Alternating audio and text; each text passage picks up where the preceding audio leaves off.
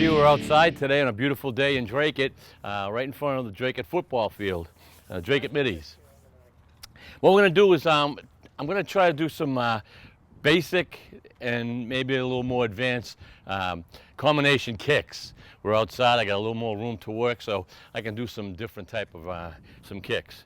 I'm going to try to start off basic and then work up to just a little more advanced, so try to stay with me. I'll show you the fine points of each kick and how to improve your speed as you do each kick. All right, so let's start off with something really basic. I'm going to do an inner crescent kick, inner crescent kick, and again, I'm starting from my fighting stance. All right, I'm going to start from my fighting stance. Inner crescent kick is this. All right, you can use the inner crescent kick for a block, or you can use the inner crescent kick for a high section kick to the head area or midsection, but it'd be kind of tough. You wouldn't get much of power because it'd be such a flat kick to the midsection. But you could. But you can use it for a block. So what I'm going to do is I'm going to use it for a block. All right, here's your inner crescent. And when you do your inner crescent, you chamber. And I'm going to chamber at a 45-degree angle before my target, then 45 I chamber myself back in. So I chamber, all right, 45 degrees, I hit, chamber back, and come back here. Try to come back to your same spot or into a fighting stance moving forward, which means you would be in front of the other foot. Okay, and to practice that's pretty easy. Your hands come up, good, always fighting stance, nice fighting stance. Relax your body and just nice and easy. Look at. Notice how I'm trying to get a little snap into my hip. All right, so I get a little more power. So if someone had a weapon, a knife or something, and you wanted to just snap it out of their hands, that right there would be a nice little kick to do. After that kick, I'm setting myself up, or I'm gonna have my foot land. All right, instead of going back, I'm gonna have my foot land so that I set myself up for my next kick. I'm gonna do a couple of kicks with this because it's a nice combination where you can get some really good power. All right, on the flow of your body. All right, so I'm gonna do a hook kick. Now a hook kick basically is just that type of kick. Kick up. You lift your leg up and you hook your leg, all right? Okay, you lift your leg up, which is the chamber. We all know that's the chamber, and you hook. All right, up and hook.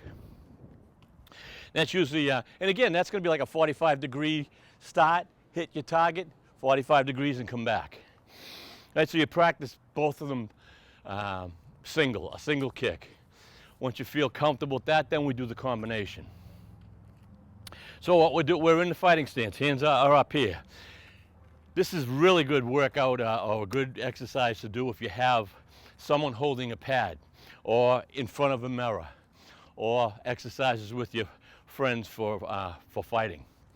All right, it's kind of a nice technique, especially pads. Pads are fun with these type of combinations. So what we're going to do is we're going to do the inner crescent kick first, all right, on my right. Okay. Now, as I do it and land, notice, see how I'm landing with I'm never going to land with my heel down. I'm going to keep my foot up and on this side of my foot, all right? So I'm not going to kick and then come back here because I want to do a hook kick. And I want my body in the position to do the hook kick, all right? So if I come back, I'm in the wrong position.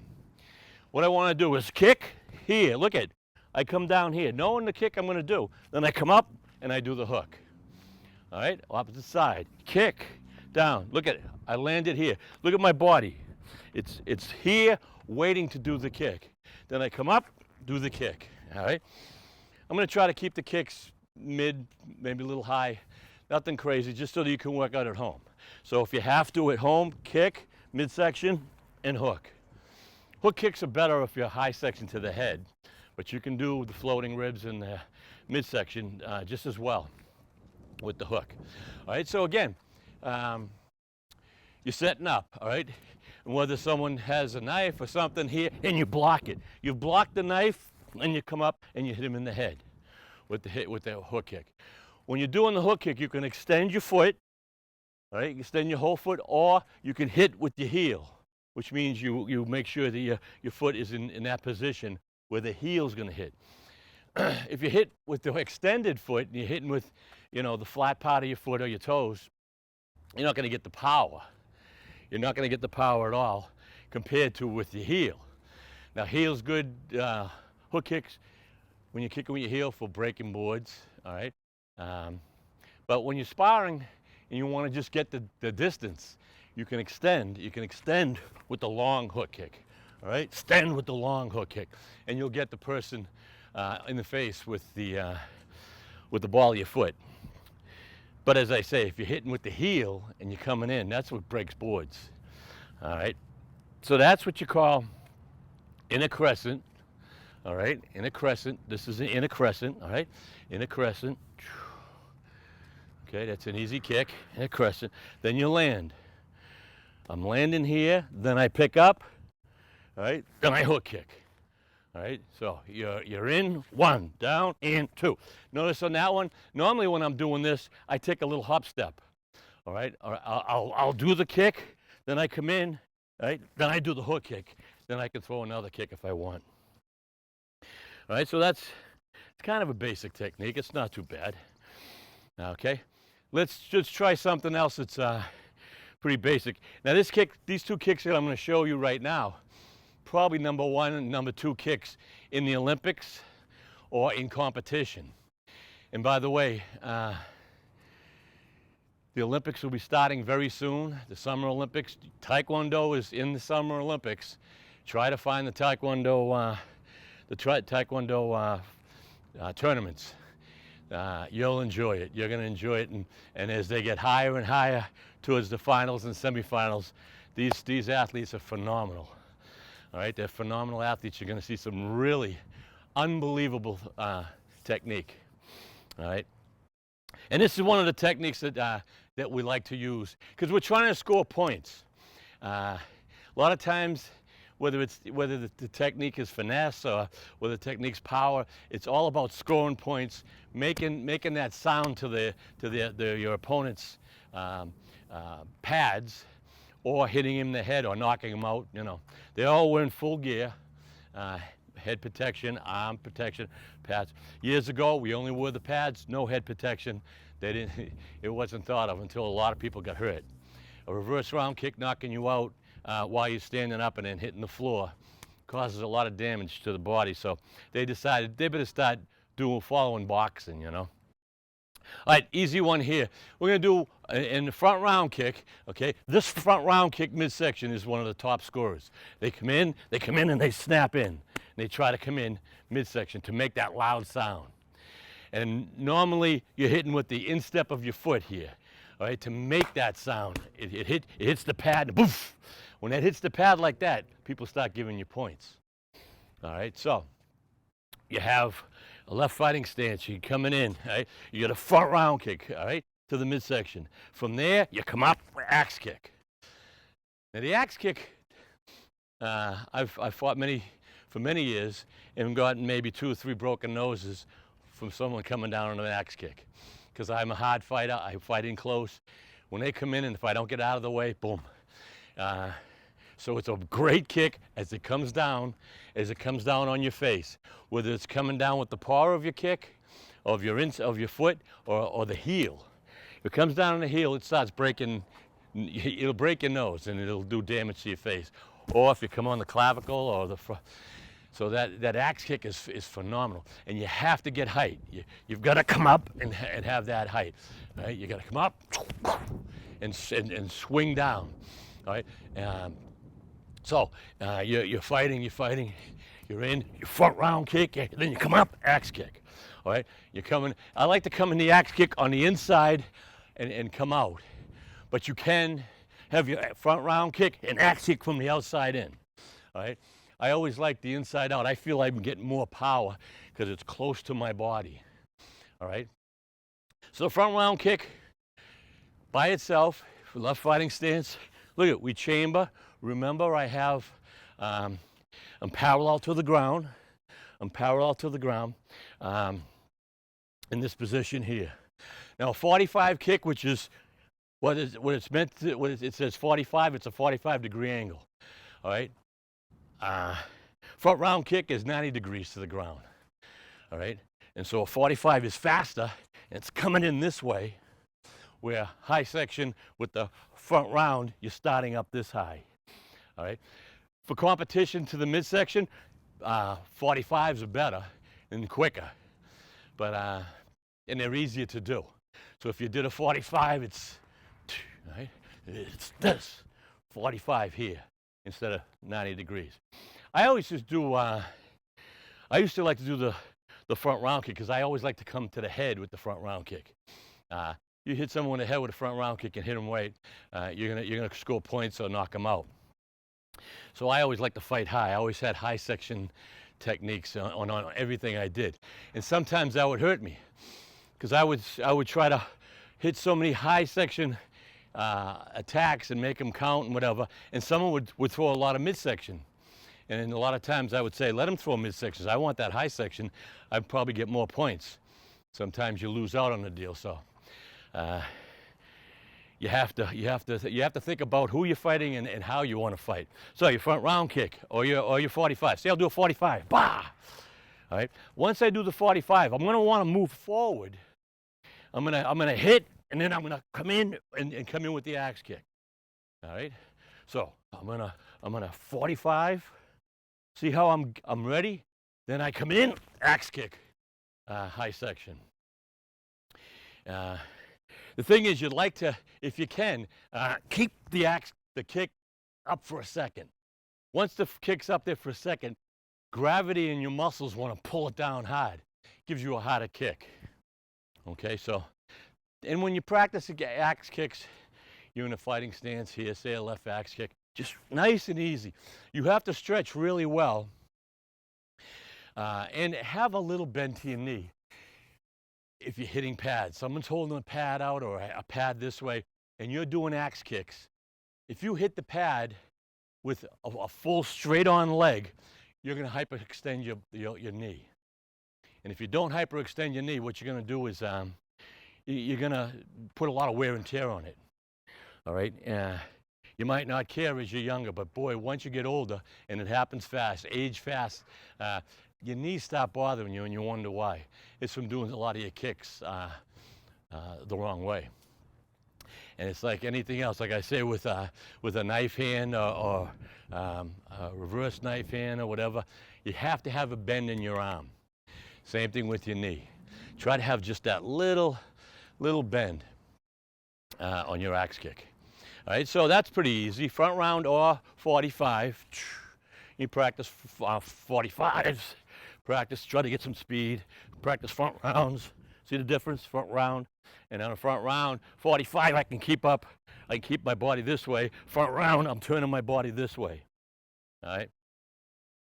So whatever kick you do, say I did a 45. I'm in this position. I do an axe kick. Right? Say I do a front round kick and I turn this way. I do a hook kick. Pretty easy, pretty easy. Just a matter of getting and breaking them down. So say we do, say we're going to do a front round kick, midsection. And a lot of times on this front round, reverse round, this is a great kick. This is a great combination for setting up. A lot of times I would set up with my first kick so that my second kick it would do the devastation or give me the point. And the first kick was just to get my opponent's mind on that first kick. Okay?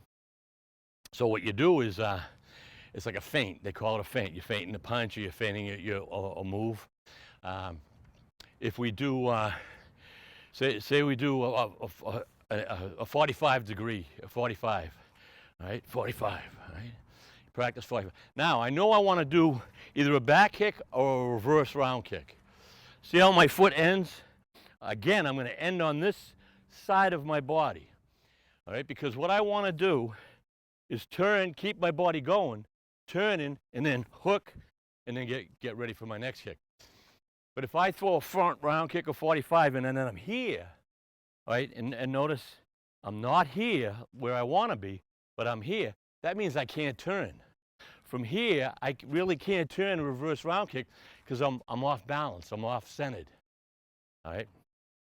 So when we want to practice that combination, whether it's front round or inner crescent kick, and you know you're going to spin, do a back kick, or you're going to do a reverse round kick, you have to have your foot as you land on the opposite side of your, and ready.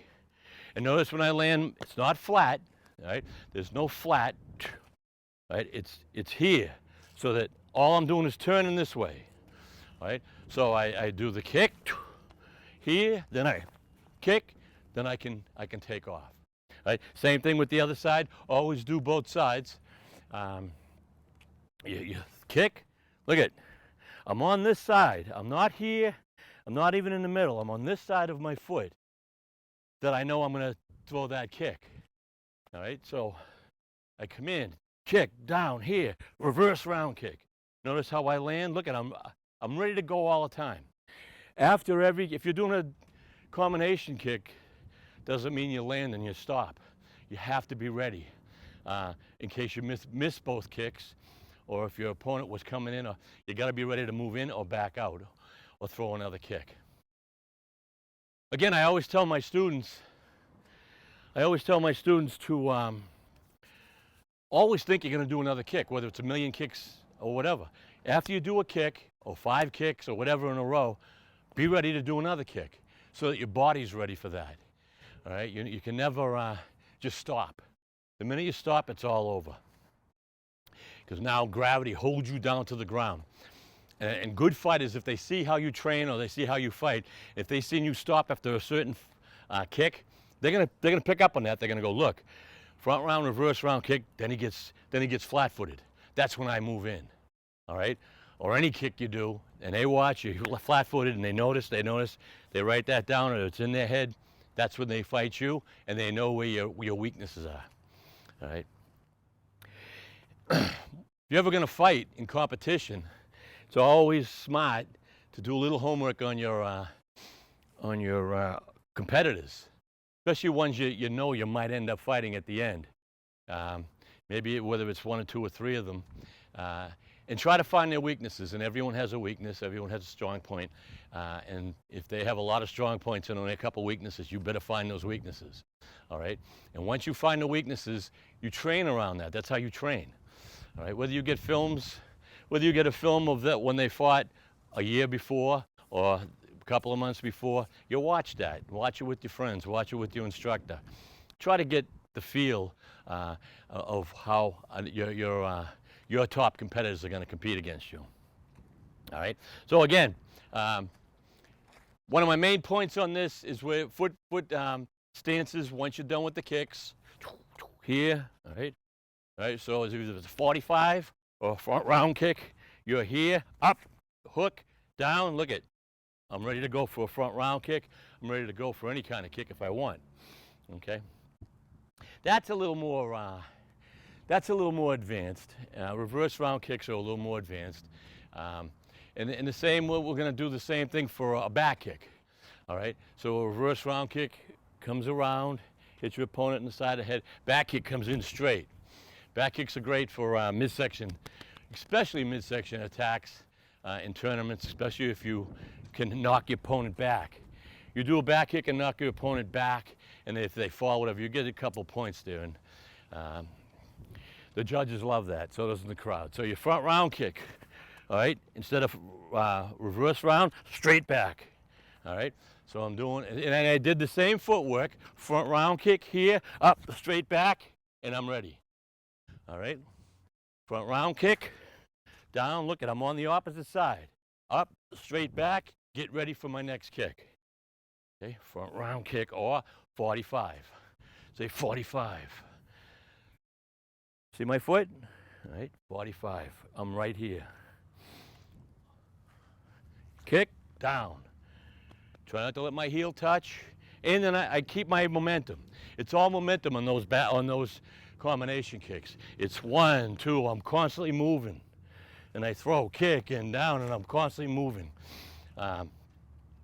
You know, in something like that, you front round kick and back kick and then down, front round kick again.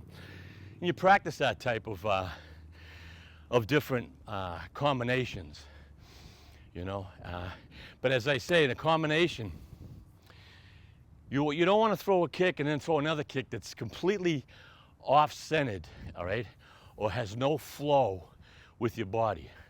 There's a lot of kicks you can do to you know, Because what that's just going to do is you're going to lose power, it's going to slow you down, and you're going to be stopped for a second or two, you know. And in competition or in a fight, that 1 second means you get hit, you know. So same thing with the inner crescent kick, front round kick, 45, inner crescent here, down. See how I land? Because I know what I'm going to do. Before I go, all right, in my mind, I'm watching, and I know I'm gonna throw that inner crescent, then I'm going to throw a straight back kick, then I'm going to throw whatever else I want. It's not like you can. It's not like you have much time. You've got a split second. You have a split second to make your move. But if you do these, if you practice these over and over, especially when you're going to compete, you practice these over and over, your body gets fast, all right, and your reflexes get fast, so that you can spar someone really well. And if you feel like you want to do a couple of moves, you know you can get away with them, because you know that you have the speed, and you know you have the timing. It's all timing with what they're doing also, you know. And I'll do one more. I'm trying to think of something very basic so that we're not. So say we have inner crescent kick down here. All right. Notice I'm still here. Then I'm going to cross. Then side thrust kick. All right. Or even better for competition. All right. Front round kick down, cross, side thrust kick. All right. Slow. Front round kick down, cross, side thrust kick. That cross gives you distance, all right? If they were close, you don't cross, all right? If they did a front round and they're close, all right, you just come up side thrust kick. But if they're not close and they're moving back, you go after them, and then and you throw those kick. That's a pretty easy kick, the front round side thrust. We all know the side thrust, all right, side thrust. And you can practice in the mirror when you're going to do that type of side thrust, which this side thrust is good, especially if you're going to break boards, if you want to practice with someone holding a pad, and you're not in a fighting stance here. You can stay in a parallel ready stance here, all right, and then make you move, all right. And what I do is, all right, from here, all right, just cross, side thrust. Now what happens is you practice that like that, Then you practice it with some speed, and maybe even a hop, all right, maybe even a hop. So you have the front round kick, right? Front round kick, he moves, side thrust kick, back, right? Front round kick, back, side thrust kicks. See how I came in? Up, and chamber. Chamber on the side thrust and close to your body is everything. When you're doing a side thrust kick, a lot of times I see people even higher rank, and I go, Jesus, either they're never were taught right, or they're getting lazy or something. I don't know, but they'll come over and their kick will start out here. All right, I can't even do it. All right, the kick's got to start here, side thrust. It's got to be close. You got to cross and side thrust, up, side thrust, and then come back down. All right. And when you chamber that close, that means you have that much more room from you to your partner, or you to the pad, or to a board, where otherwise you might jam yourself up. All right. So it's a chamber. All right. When you cross over, you chamber. When you chamber high, you can kick high. All right. And when you chamber low, we don't want to chamber low. Even if you're going to kick low, chamber high. Now you're going to kick low, you chamber. Look at it. And then I throw the kick up, up, and side thrust kick. And you'll increase your power, by 100 times. And especially if you can get that movement, you can get that crossover. And you practice crossing over in the mirror this way. Look at it. Cross over this way. Okay? You're here, cross over. Look at it. Notice I'm trying to keep my shoulder. Look at it. Cross over. Right? Cross over. cross to the back. A lot of times I see people crossing to the front. That opens you up here, and I don't like it. Even higher rank, I've had some conversations with higher rank, and they'll cross to the front. I'm going, why are you doing that? Well, I always did. Yeah, I know, but this is a straight line here, where this might turn your body. Once you turn your body like that, you can't regroup for the side thrust. You see what I'm saying? If you turn, now you got to regroup for the side thrust. Where here, you're already into the side thrust. Makes a lot of sense, doesn't it? Right? From here, it's a straight move. From here, if I turn, now you see my body's tilting. I think that's about it's about all the time we have today. It was a nice day to work outside. I'd like to probably do a couple of these, grab Grandmaster Pelletier or another Grandmaster or someone, and we can do some sparring techniques outside. Gives us a little more room, a little more, and different scenery, you know. And I want to thank the camera crew and everyone for coming out today. DATV is the best camera crew and bunch of guys that I've ever seen working on any kind of TV station. So until next time, train hard and have fun.